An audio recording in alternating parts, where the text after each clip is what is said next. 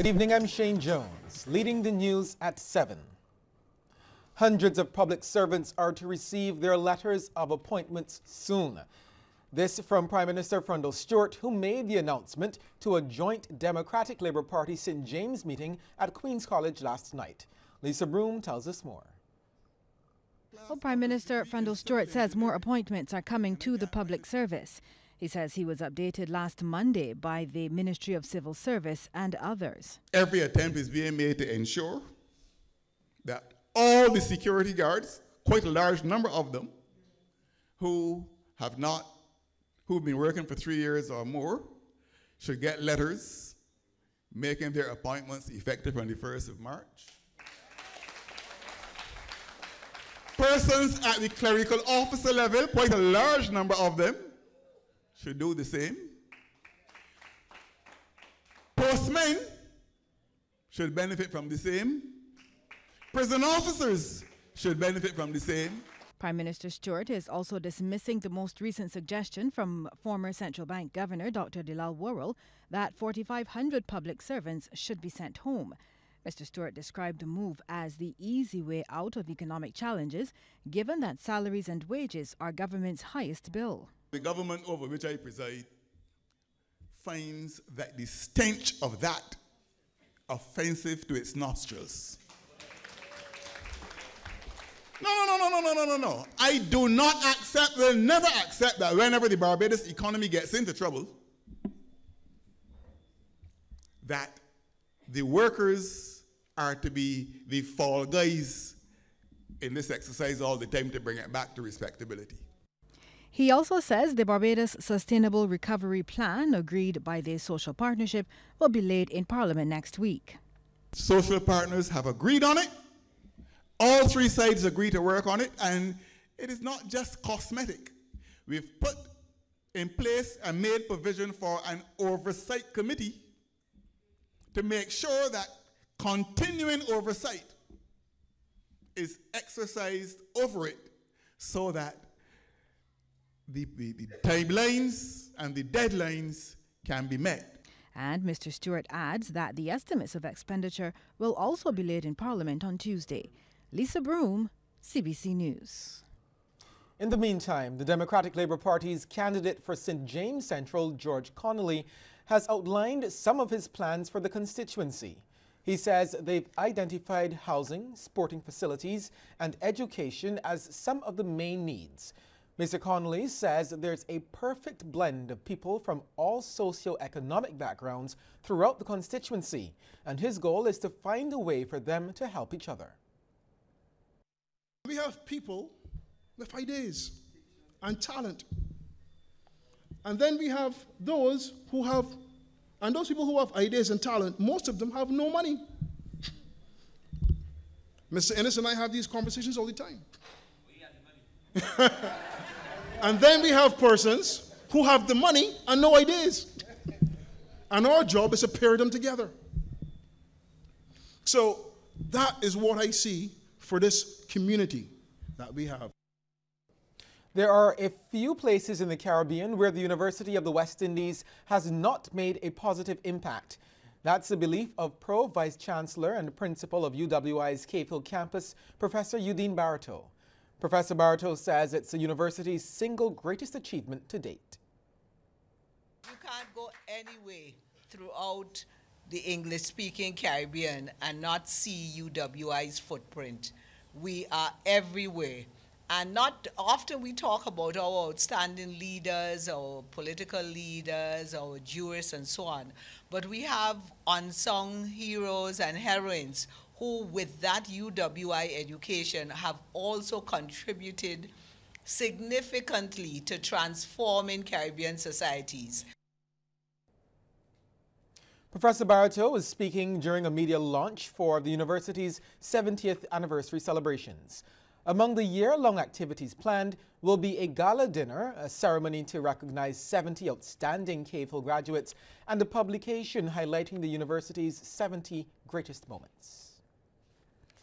The University of the West Indies is strengthening efforts to engage people at the community level. Word of this from university lecturer Dr. Henderson Carter. The move forms part of the university's activities to mark its 70th anniversary.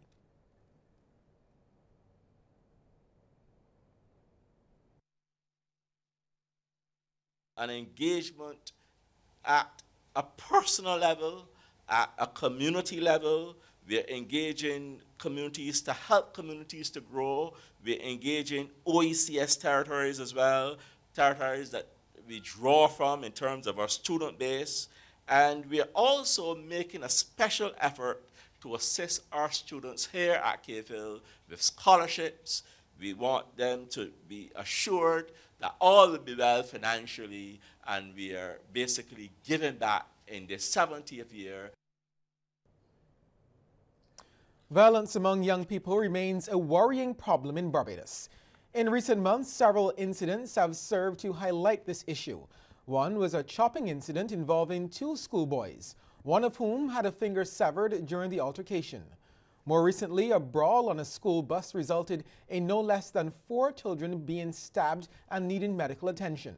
With us tonight to take a closer look at the issue is President of the Barbados Association of Guidance Counselors, Saul Leacock. Mr. Leacock, good evening. Good evening, sir. Thank you for being here tonight. You're welcome. Well, we can say that you and your members, they have a hands-on view of these children, and they know some of the challenges facing them. Can you tell us some of the factors resulting in this violence? First of all, it's not the majority of young people that are involved in this kind of behavior. There are a minority that have become strong enough and vocal enough and active enough to be recognized to make that kind of impact, especially when there's given that publicity. First of all, a lot of our young people, some of our young people are very angry and depressed. They do not know how to deal with issues in terms of relationship, and so they behave aggressive, and the environmental factors contribute to that. How they are treated at home, they believe that they're being unfair or bullied and that they don't get any satisfaction, as it were. So when they complain, there's no satisfaction. So sometimes they resort to means, example, violence, or the use of knives to defend themselves if they're insulted on Facebook or Instagram, for example. Through the social media, they may retort later on as they come across an individual or deliberately brush. And to perpetrate the violence, a person really has to be brand the other person as an enemy. But there's parental factors that are involved. The student not knowing how to act and behave appropriately, so they act impulsively and defensively without consideration of consequences. And that is one of the challenges. Some of them do it just to show off, to get attention, just to get on the media. It's the only way of some knowing how to solve problems. And so they imitate their role model, that may be bad guys, negative behavior they see on the social media, on television, what is sanctioned or approved even by significant others in their life. All of those can add up together to really produce a monumental problem. Okay, so one of the things I'm hearing from you is problems at home. So sometimes teachers, wherever the students are going, they cannot do anything, they cannot control what's happening at home, in the child's home. What is happening in the schools? What is in the schools that can combat this kind of behavior? First of all, school has about 5 hours in which to seek to get compliance from children. We can't get permanent obedience motivated by love, but we can get compliance at least. At least we can strive to get compliance. But the truth is, when they come to school, it is like second nature to them already in the manifesting certain types of negative behavior. The teachers do their part, seeking to curb the behavior, but the truth is they need the cooperation of parents, because parents themselves need parenting, because there's no school where parents go to learn to become a parent. And because of that, they either through negligence, abandonment, or the bad parental example do set a premise and a precedent for students behaving like that, aggressively. So they make the task of the teacher more difficult, because there are a lot of students who need attention, and they'll do anything to get attention, even if it means disrupting classes. So teachers have to focus first on trying to get classroom control and management, which is a monumental task. And after that, then they can try to communicate some of their information. So you're saying that in some cases, because of what's happening at home, it's almost impossible for, in those 5 hours at school, for a teacher to make a change? Yes, because the parents have failed during the preliminary years of meeting needs, setting a proper parental example, or even by teaching by precept and example, and also by failing to act when teachers or principal make a complaint. They fail to act to inculcate in their children, the necessary expectation. So back then, you know, in our days, if something happens, we did something wrong. If you didn't die from that wrong, when you get home, you know what used to happen. So nowadays, parents don't follow through. And children are left to feel, since there are no consequences for the bad behavior, I can attempt to do it again and again. And that makes our challenge as teacher and even as counsel a little more difficult, as it were. So you outlined that sometimes parents need parenting and how difficult it is for teachers to deal with these students when they come to school with these challenges. Outside of that, what more can be done? From where you sit, what advice, what suggestions do you have? What can be done? Well, what I can first of all recommend, what is my primary pet area, is parental education, where parents learn how to deal with adolescents. Parents need to be trained how to deal with children first, and then how to deal with adolescents, because that's a very challenging age group. So in our schools, we teach HFLE, Health and Family Life Education. That teaches the students about how to handle conflicts, how to manage anger, self-development, interpersonal relationship, how to build relationships and not just resort to negative behavior or anger or aggression, but how to deal with it, as it were. Of course, in as much as we are trying our best, the good book says that children in the last days will become disobedient to parents, unthankful, unholy, and also that they will become incontinent, that is, they can't control themselves, and fierce and violent. That is something we may not be able to stop fully, but there are some who we can reach through a variety of means, community programs. We have desires, for example, to go into PTAs and schools and churches to teach parenting skills, parenting education, how to take hold of the tar, and how to even get back control of the reins within the home.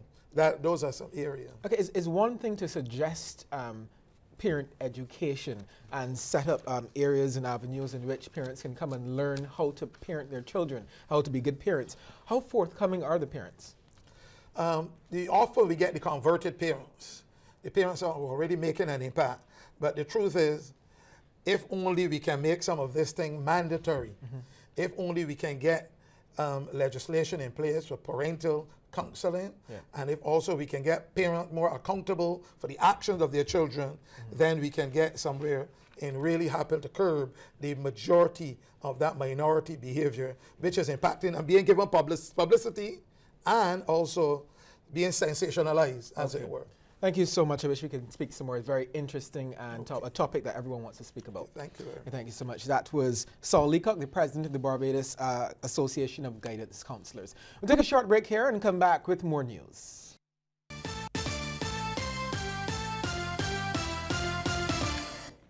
A video making the rounds on social media from a U.S. reality show whose cast is criticizing Barbados' healthcare system has not gone down well with most Barbadians.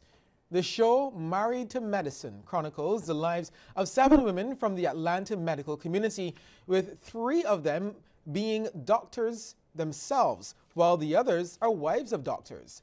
During the episode in question, the women conducted blood pressure checks and other tests here in Barbados. That was shot on location at Restoration Ministries in July last year. One woman in the video suggested that medical care is not readily available to everyone, which of course is not the case in Barbados. Now, following an outcry on social media, senior pastor at Restoration Ministries, Senator Reverend Dr. David Durant, has disassociated the church from the show and the comments made. We are aware that Barbados has one of the best health services in the Caribbean. Blood tests and all other medical tests are freely accessible to every Barbadian citizen. Therefore, for them to come here and use our space for that short period of time and then leave and on a bus or wherever they were make that kind of what I've seen on or heard on the Facebook is really atrocious. It's lied and it's wicked, and we do not associate ourselves with those comments. Restoration Ministries has demanded a retraction and an apology. The authorities moved quickly to resolve a potentially dangerous situation this afternoon involving a broken gas line. The situation unfolded at Maxwell Hill Road near its junction with Oystons Hill. CBC understands a crew from a utility company was at work when the damage occurred. Workers from the National Petroleum Corporation were quickly dispatched to carry out the necessary repairs. When a CBC team arrived on the scene, a police vehicle was positioned to divert traffic away from the danger area. NPC foreman Dave Downs spoke about the situation. Right now we had to lock off the area, so we're trying now to assess the damage to see what is going on. Waterworks is doing a repair in the area and damaged the PVC gas main. Well, we can't put an estimated time. We can try to do it as speedy as possible, but right now we have to do the assessment first. A number of renewable energy projects are set to begin soon as Barbados continues on its journey to become 100% fossil fuel free. The parish of St. Lucie will be the starting point for several of them. Word of this from Managing Director of the Barbados Light and Power, Roger Blackman. Speaking during a service at the St. Lucie Parish Church, Mr. Blackman says he's pleased with the outcome of the nearby solar farm, which has been producing clean energy for over a year. This is just the beginning because, as many of you know, we have a number of other projects earmarked to start here first as we roll out the Clean Energy Transition Plan. So we're pursuing a battery storage project which will save fuel and precious foreign exchange. And in a few weeks, we hope to be talking more about the St. Lucie Lambert's wind farm project as well to complement the power from the sun. We hope to be producing power from the wind very, very soon. So St. Lucie truly is that clean energy gateway for the island and where the revolution, the clean energy revolution is taking place and starting. The late leader of the Apostolic Spiritual Baptist Church, Archbishop Dr. Granville Williams, was remembered during the annual Harvest Festival of the Cathedral Church of Jerusalem. Thanks were offered for his leadership and to God for a bountiful harvest. Archdeacon Wilbert Warren says there is much to be thankful for. The fields, those who work hard throughout the many years. And we also see the souls of men reaped and coming to the Guyana of God. We give him praise this evening and we give him thanks.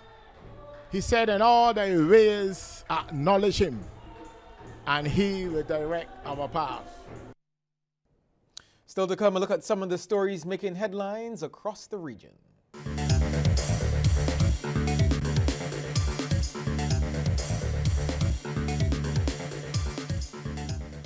Former Prime Minister of Jamaica, P.J. Patterson, says the government should express its intolerance of U.S. President Donald Trump's recent comments in reference to Haiti and African nations to U.S. Secretary of State Rex Tillerson. Mr. Tillerson is set to visit Jamaica next Wednesday as part of a whistle-stop tour that will see him traveling to Mexico, Argentina, Peru, and Colombia. Mr. Patterson says Jamaica should renounce any divisive or racist comments. Our agenda must include items which embrace our national interest. And I think we have to begin by reminding the visiting Secretary of State who we are. And we must make it clear that aberration of our brothers and sisters in Haiti and the African continent is offensive and repulsive. We renounce any form of rhetoric which is divisive or racist. We must be unapologetic in the assertion of respect for our dignity. A decision by the administration of the University of Guyana to increase some administrative fees exorbitantly is facing strong rejection by the university's student society. They say the hikes are unlawful and unconscionable. Some of the fees have been jacked up by as much as 500%. The student body say they never gave their approval for the fees to be imposed. The University of Guyana on Thursday announced via email to all students that effective March 1, all administrative fees will increase. Some services that never attracted fees will now cost as much as $10,000, while other services are to increase several times fold. Although the administration says the new fees structure would be effective March 1, 2018, UGSS President Norwell Hines says that he was first made aware of the intention of the administration to raise administrative fees on the 8th of January this year, after receiving complaints from students about paying extra fees for supplemental examinations. We've considered the fees in totality to be burdensome to students, that some fees were just not reasonable. For example, one fee asks that a student who requests a letter of support from the university, what they call a student letter. This letter says that you're a student of the university, from zero cost to $5,000. Now that's a big, big increase. Now, these things are technological, to print a routine letter doesn't cost $5,000 per unit. So we found that to be not a very fair price. The cost of appeals went from $5,000 to $10,000. That's a 100% increase. We feel that a student should be able to access appeals as a justice issue, and this should be not burdensome to students. Hines said apart from the fees being burdensome, it is of doubtful legality based on the laws governing the university. The Netherlands is taking over the governing of St. Eustatius, an island that forms part of the Kingdom of the Netherlands. State Secretary Raymond Knops of Home Affairs and Kingdom Relations says the decision was made based on a report from a committee that investigated the state of the island and concluded that there is a gross neglect of duties. The island's governing body will be dissolved and other officials will be relieved of their duties. A government commissioner will be appointed to restore order on the island. Knops will travel to the island later this week to explain the Dutch government's decision to the local population. The situation has been a concern for some time, and as previous measures to improve it had no desirable effect, the previous Minister of Home Affairs established a committee to map the problems and make recommendations on how to proceed. Well, a quick peek into the world of sports is ahead, but before we get there, here's a tip from Cooperators General Insurance. This tip of the day is brought to you by Cooperators General Insurance Company Limited. Insurance the way you want it to be. Drinking excessive amounts of alcohol in a short space of time, also known as binge drinking, can lead to alcohol poisoning, which can make you unconscious or even kill you. This tip is brought to you in association with the National Council on Substance Abuse, promoting drug awareness.